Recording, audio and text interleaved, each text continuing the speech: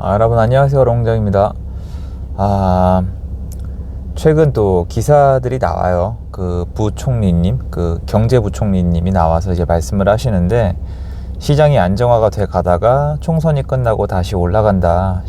시장 불안정을 막아야 된다. 이런 말씀을 많이 하세요. 그리고 뭐 다른 브리핑도 하셨고, 어떻게 보면 지금 뭐 여당이 거대 여당은 맞지만 지금 어쨌건 마지막 부동산 회의라고 얘기해도 과언은 아니죠. 어쨌건 마지막 회의를 했는데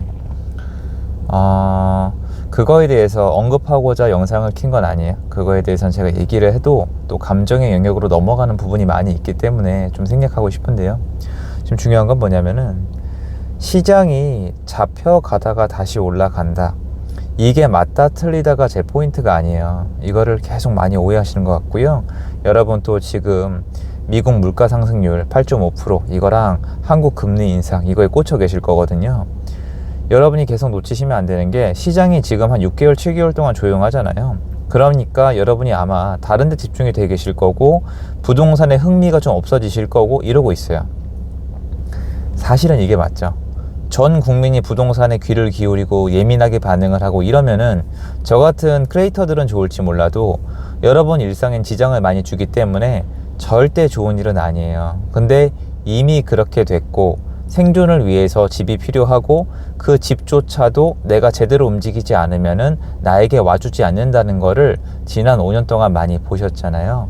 근데 지난 한 작년 9월부터 지금 시장이 잠잠했단 말이에요. 그리고 언론에서도 얘기했죠. 시장 잡힌다고, 내려간다고. 2월 달이라는 서울 거래량이 1000건이 안 됐죠. 전 이거 가능한 줄도 몰랐습니다. 그래서 대단하다고 생각을 하는데, 그러면 3월 달 지금부터 시장이 막 살아나고 있다고 또 기사가 나오고 있잖아요. 근데 제 얘기는 변한 적이 없잖아요, 여러분. 시장이 거래량이 이 정도로 없으면은 가격이 내려갈 수밖에 없어요. 주식시장 생각을 해보세요. 여러분 빵가게 생각해보세요. 여러분 회사를 생각을 해보세요. 빵가게를 차렸는데 장사가 안 돼요. 빵이 안 팔려요. 그럼 어떻게 됩니까? 가게가 상황이 안 좋아지는 게 맞잖아요. 그죠?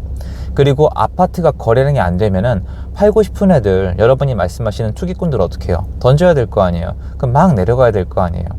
회사가 매출이 안 나와요. 고객이 없어요. 그럼 회사가 잘 돌아갑니까? 그 인원 조절해야 될 거 아니에요. 이렇게 지금 시장은 굉장히 안 좋아요. 제가 시장이 좋다고 얘기한 적 한 번도 없습니다. 지금도 시장은 별로 좋지 않아요. 무슨 분위기가 좋아졌다는 거예요, 지금 시장이. 시장 분위기 좋아진 거 하나도 없어요. 말은 똑바로 하자는 거예요. 강남 3구를 비롯 용산 등 서울의 고급 입지는 떨어진 적이 없어요. 오히려 상승을 했죠. 근데 제가 상승했다고 하면은 너무 억지 부린다고 말씀을 하시니까 얘기를 안 했죠. 근데 상승한 게 맞아요. 신고가 계속 썼고 거래가 이 정도로 없는데 차차차 상승을 했다는 건 대단한 일을 한 겁니다. 그 정도로 그쪽에 매물이 없다는 거고, 그 정도로 거기에 투기꾼들이 많이 줄어들었다는 거예요. 왜냐면 사실 시장에서 가격을 제일 많이 올리는 애들은 1주택자들이거든요. 쉽게 생각하세요. 여러분 집이 한 채밖에 없어요. 그걸 어지간하면 싸게 파시겠어요? 일단 저라면 싸게 안 팝니다. 물건 던지고 나가는 사람들, 투기꾼들 맞아요. 다주택자 맞아요. 그런데 그네가 없어지니까 던질 사람도 줄어든 거예요. 그게 아니니까 또 증여까지 해버리는 거죠. 못 던지니까. 그래서 서울 주요 입지에는 던지는 매물이 상대적으로 많지가 않고, 사고자 하는 사람도 실수요나 돈이 많은 사람이 많기 때문에 신고가가 찍힌 거거든요. 그러니까 지난해 9월달 이후로 시장이 잡히거나 안정화된 적이 여러분 처음부터 없어요. 거기는. 근데 그거를 제외한 서울의 외곽, 특히 경기도권, 인천은 많이 흔들렸죠. 그 전에 급등을 한 만큼 흔들렸고, 거기서 아마 물건 던진 분도 계시고 전세도 안 빠지고 되게 힘들었어요. 지금도 분위기 안 좋아요. 쩔쩔 매는 사람도 있습니다. 그런데 지금 이런 현실과는 전혀 별개로 기사가 나오는 게, 안정화됐었는데 지금부터 다시 올라간다. 이거는 여러분의 눈을 완전히 가려버리는 거예요. 그렇게 보시면 안 돼요. 그리고 지금까지 상황을 말씀을 드렸고, 앞으로 발생할 수 있는 일을 몇 가지 좀 말씀을 드릴게요. 시장을 제가 말씀드린 대로 하면은 시장이 안정화가 됐었던 게 없죠. 계속 상승하고 있었는데 거래만 없는 거잖아요. 거래가 없으면 어떻게 됩니까? 사람들이 집을 못 구하니까 구할 사람들이 결국 언젠간 나와야 되는 건데, 문제가 뭐냐면은 이거를 시장을 정상화를 시키려면은 규제를 풀어서 시장을 정상화를 시켜야 되는데, 여러분들이 언론에 반응을 해서 시장이 안정화가 되고 있었는데 대선이 끝나고 다시 과부하가 되니까 규제를 풀면 안 된다라고 가면은 또 어떻게 됩니까? 예전 기조 그대로 물건이 부족하고 전세 공급이 부족해서 시장이 계속 올라가거나 정상화를 찾아갈 수 없게 되는 거예요. 근데 여러분들한테 이런 목소리를 내주세요, 우리가 인식이 깨어야 됩니다, 저 혼자 깨인 척 아는 척 하는 게 아니고, 여러분들이 이건 알고 반응을 하세요. 지금은 시장을 정상화 시키려면 단기적으로 요동을 치고 부작용이 있더라도 시장의 거래가 되게끔 정상화를 시켜줘야 돼요. 그리고 전세 시장이랑 월세 시장을 풀어주려면은 다주택자를 좀 만들어줘야 돼요.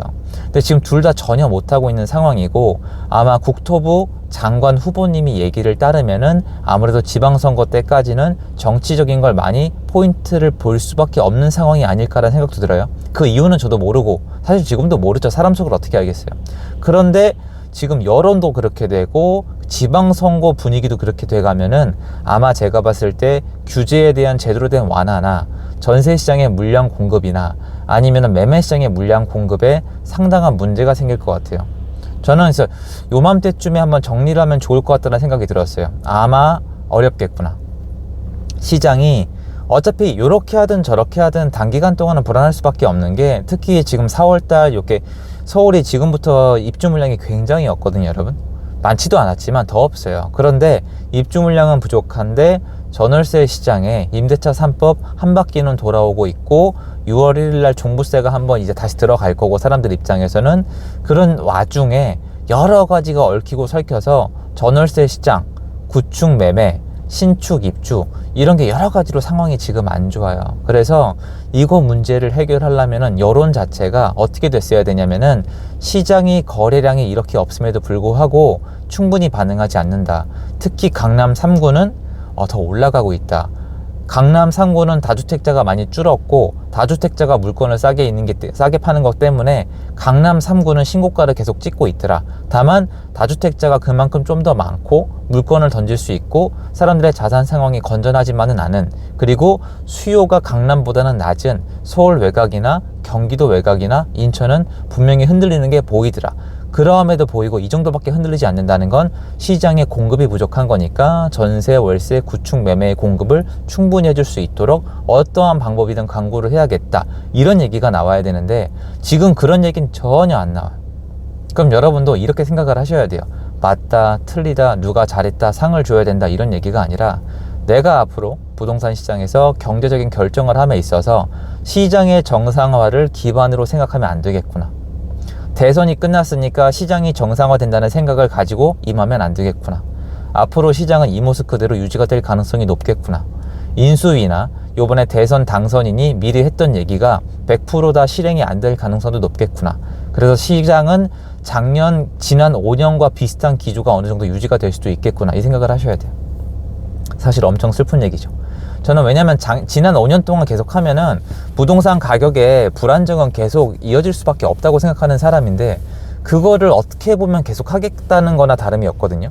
그리고 제가 약간 절망감을 느낀 게, 제 절망감이 아니에요, 여러분. 근데 시장에 대한 절망감, 인플루언서들이 하는 얘기를 다 토탈해서 도합을 해보면, 그리고 이제 제가 이 컨텐츠를 만드는 사람으로서 얘기를 하자면은, 시장의 정상화를 포인트로 뒀을 때 임대차 3법에 대한 디펜스적인 발언이 나왔어요. 이 대선 당선인 그 측에서, 인수위 측에서, 그쪽 라인에서. 그러면 이건 심각한 거죠. 임대차 3법의 부작용에 대해서 제대로 인지를 해도 시장을 잡을까 말까인데, 임대차 3법을 고쳐 쓰겠다는 식의 뉘앙스는 상당히 위험하거든요. 근데 제가 얘기를 하잖아요. 물론 전 또 크리에이터니까 쉽게 얘기하는 거지만, 임대차 3법이 그렇게 효과가 좋고 그렇게 뭐가 좋으면은 2+2+2를 하거나 4+4를 해보세요. 그러니까 사람이 머리가 쪼개져 봐야 정신을 차린다면 차라리 그게 나아요. 왜냐면 이대로 계속 가면은 더 많은 사람이 더 오랜 기간 동안 더 짜증이 날 뿐이거든요. 그러니까 여러분, 제 말이 그렇게 틀린 건 아니잖아요. 제가 너무 무식하게 들릴 거 알지만 이렇게 얘기를 하잖아요. 5년 동안 규제했는데 가격 올랐으니까 규제 풀어보자. 이게 나쁜 건 아니잖아요, 여러분. 임대차 3법이 그렇게 좋다고 고집하는데 그럼 3+3이나 4+4를 가보자. 감당이 가능한가? 왜 이걸 안 하고 분명히 시장이 지금 전혀 원하지 않는 방향으로 가고 있는데 왜 했던 걸 계속 하냐는 거죠. 그러니까 했던 걸 계속 한다면 여러분이 생각하기에 앞으로 시장이 변할 가능성은 그만큼 내려간다는 게 상식적이라는 걸 전 말씀드리고 싶은 거예요. 여러분을 위해서. 왜냐면 여러분이 여러분 스스로를 챙겨야 되는 타이밍이기 때문입니다. 좀 이해가 쉽게 되실 수 있도록 단순화시킨 거긴 한데 시장이 지금 단순하진 않아요. 상당히 복잡하거든요. 그래서 여러분들이 잘 하셔야 돼요. 지금 저도 지금 현장에 나와서 계속 보고 있지만 중개사님들이랑 얘기를 해봐도 여러분 의사결정에 큰 도움은 안 돼요. 중개사님들도 요새는 그 얘기 많이 하세요. 집 사지 말라고. 저도 할 말은 없거든요. 왜냐면 분위기가 너무 안 좋고 본인들도 너무 힘드시니까. 전 다 이해는 하지만 그래도 전국을 다니면서 시장에 참여해본 입장에서 저는 제 의견을 그대로 유지하고 시장이 불안정해 보이고 앞으로 나아질 기미가 점점점 줄어들고 있다는 말씀 드리고 싶어서 영상을 준비했습니다. 도움되셨으면 좋겠고요. 제 영상은 여기까지입니다. 좋은 하루 되세요. 감사합니다.